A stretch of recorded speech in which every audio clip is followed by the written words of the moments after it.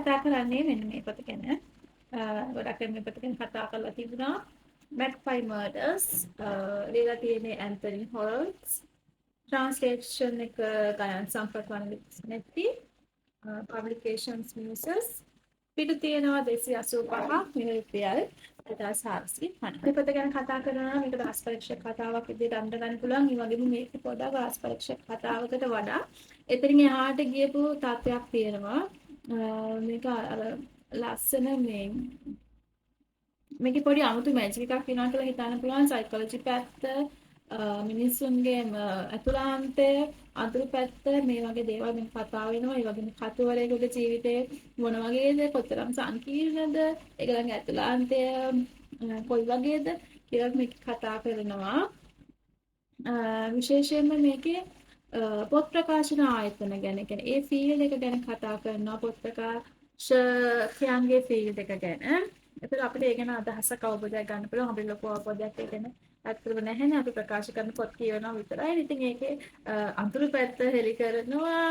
ඒ වගේම කොයි වගේ දේවල්ද ඕන ප්‍රකාශන ක්ෂේත්‍රය ඇතුළත කරන්නේ කියන එක අමුයෙන්ම මේ පොතේදී කතා කරලා තියෙනවා. අපවරයන්ගේ ජීවිතය ඒවා කොයිතරම් සංගවිත තැන් තියෙනවද, අපිට පේන්න ඉන්න කෙනාමද මේ ඇතුළේනුත් ඉන්නේ, ඔවුන්ගේ ජීවිත ඇතුලේ තියෙන තිත්ත ඇත්ත මේ පොතෙන් අපිට අඳුනගන්න පුළුවන්. මේ පොත ගැන කෙටියෙන්ම කිව්වොත් මේකේ ප්‍රධාන චරිතය සුසෑන්.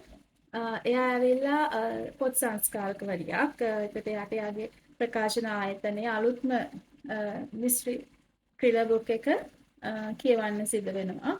එයා ඒක කියවනවා. කියවලා ඉවරනහම දැනගන්නවා පොතේ අවසාන චැප්ටර් එක මිසින් කියලා. ඒ කියන්නේ කතාව අවසානයක් නැතුව තමයි තියෙන්නේ. ඊට පස්සේ පොතේ ප්‍රධාන කතාවට යනවා. මේක ඇත්තටම මේ කතා දෙකක් තියෙනවා. ඔයාලට පේනදන්නේ මේ පද කළු පාටින් තියෙන්නේ එක කොටසක්. ඊට පස්සේ මේ හරිය ඉඳන් ආයේ සුදු පාටක් වගේ තියෙන්නේ ඊගා පොත. ඒතර ඒ විදිහට පොත් දෙකක් විදිහට යනවා. කොහොම හරි ප්‍රධාන කතාවට ආවහම සුසෑන් දැනගන්නවා මෙයාගේ දැන් මේ කියපු අත්පිටපත කියපු පොතේ කච්චු අපිරහස් විදිහට මරණයට පත් කරා කියලා. ඒකට දැන් මෙයාට මේකේ අවසන් චැප්ටර් එක ගන්න විදිහකුත් නැහැ. කතාව අවසන් වෙන්නේ කොහොමද කියලා දැනගන්න විදිහකුත් නැහැ.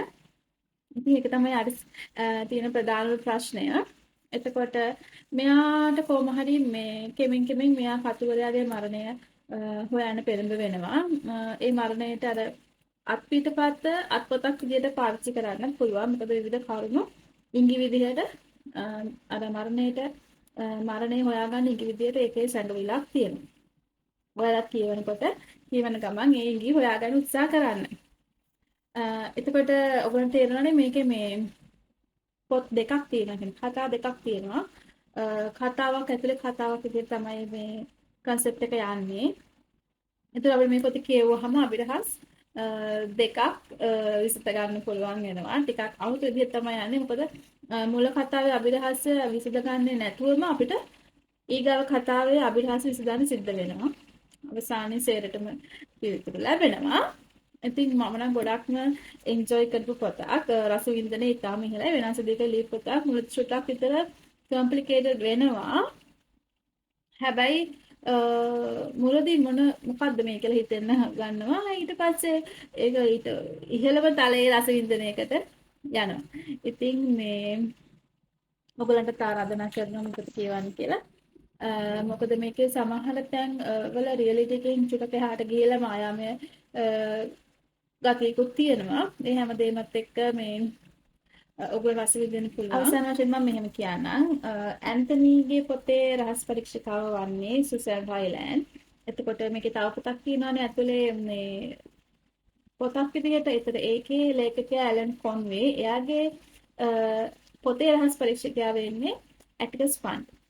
ඒතර ඒක ඔළුවේ තියාගෙන ඔයගොල්ලන් කියවන්න. නැත්නම් පැටලෙන්න පුළුවන් කවුද මේ මොකද ලේඛකයෝ මේකේ ඉන්නේ. ඒක නිසා